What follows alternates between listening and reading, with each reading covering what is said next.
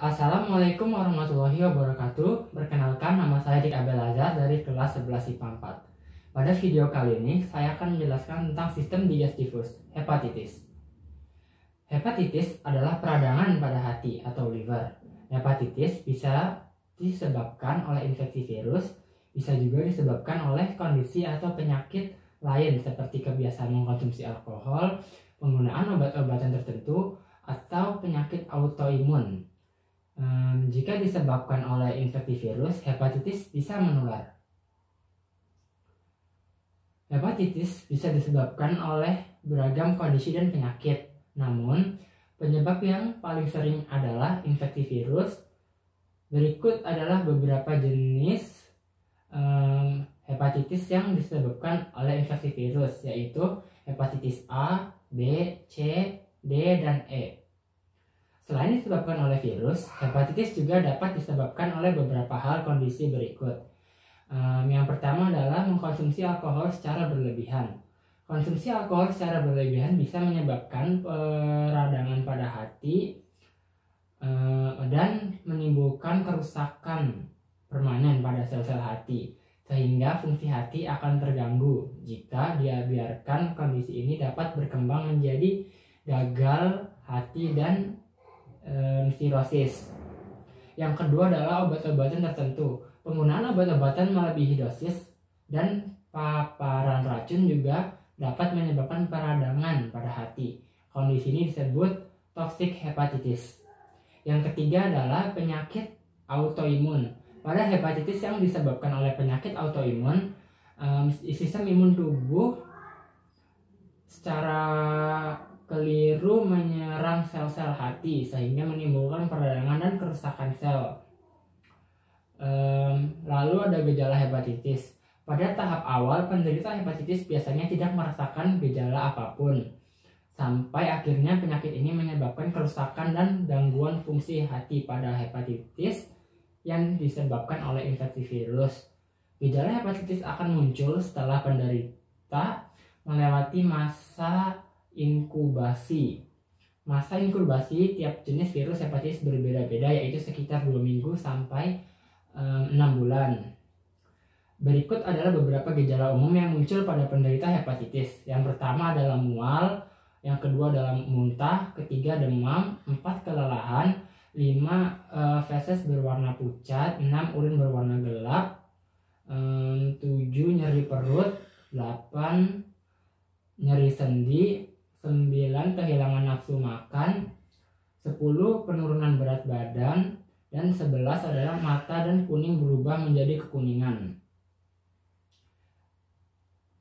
Mata dan kulit berubah menjadi kekuningan. Lalu ada jenis-jenis hepatitis. Berikut ini adalah macam-macam jenis virus hepatitis berdasarkan penyebabnya. Yang pertama ada virus hepatitis A atau HAV. Hepatitis A termasuk dalam jenis hepatitis akut. Sebagian besar penderita tipe hepatitis ini sebenarnya dapat sembuh dengan sendirinya dan tidak cenderung berkembang menjadi hepatitis kronis. Virus hepatitis A dapat menular ke siapa saja melalui makanan yang sudah terkontaminasi tinja dari penderita hepatitis A lainnya. Yang kedua adalah virus hepatitis B atau HBV.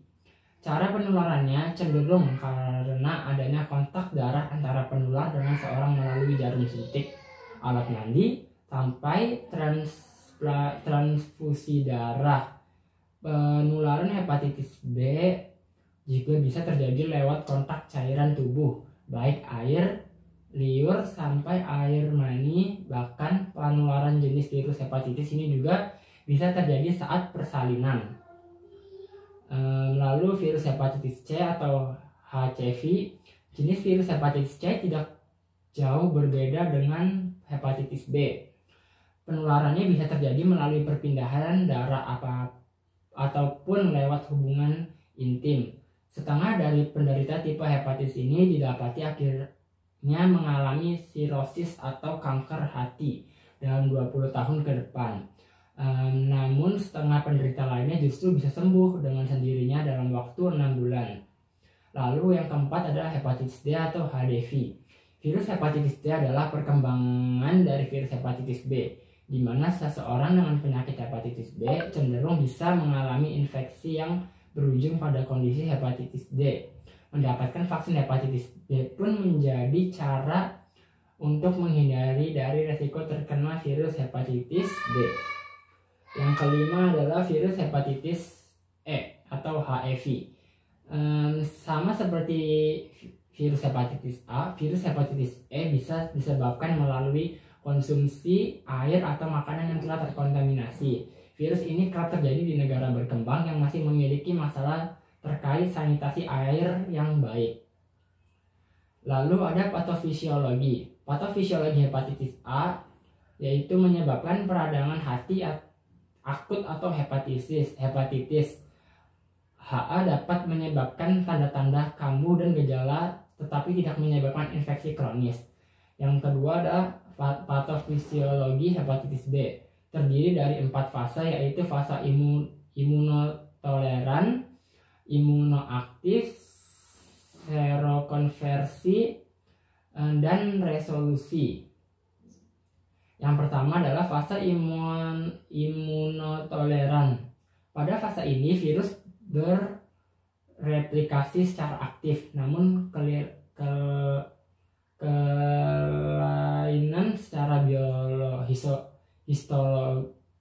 histologi masih minimal. Yang kedua adalah fase imunoaktif. Pada fase ini terjadi respons sel imun bawahan dan didapat terhadap HBV yang berujung pada destruksi hepatosit yang terinfeksi. Secara histologi dapat ditemukan aktivitas neuroinflamasi pada sel hati. Yang ketiga adalah fase serokonversi. Pada fase serokonversi terdapat 3 kemungkinan masih perjalanan penyakit hepatitis B, yaitu penurunan replikasi virus disertai penurunan aminotransferase dan kadar HBV DNA yang rendah. Yang kedua,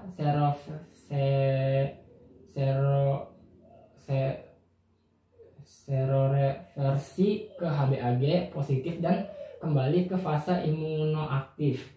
Yang ketiga, kadar HBV DNA tetap tinggi, ALI tetap tinggi namun HBeAg negatif. Yang keempat adalah fase resolusi. Fase keempat merupakan fase resolusi di mana terjadi pembersihan HFAg dan pembentukan anti-HBs. Patofisiologi hepatitis C diawali dengan infeksi virus hepatitis C HCV dengan menetap pada hepatosit sehingga menyebabkan inflamasi dan fibrosis. Target natural HCV adalah hepatosit virion, akan melekat pada reseptor hepatosit yang kemudian akan melepaskan RNA ke dalam sitoplasma hepatosit.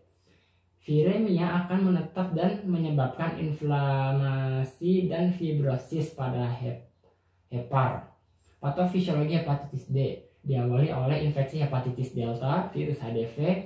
Virus ini adalah jenis virus yang tidak lengkap dan membutuhkan bantuan virus hepatitis B untuk berkembang. Infeksi virus ini akan menyebabkan peradangan dengan kerusakan hati. Lalu yang terakhir adalah patofisiologi hepatitis E. Bila yang virus hepatitis masuk ke dalam hepatosit dan melakukan refleksi, maka terjadi pengaktifan imun seluler, terutama sel limfosit T yang bersifat sitoksik.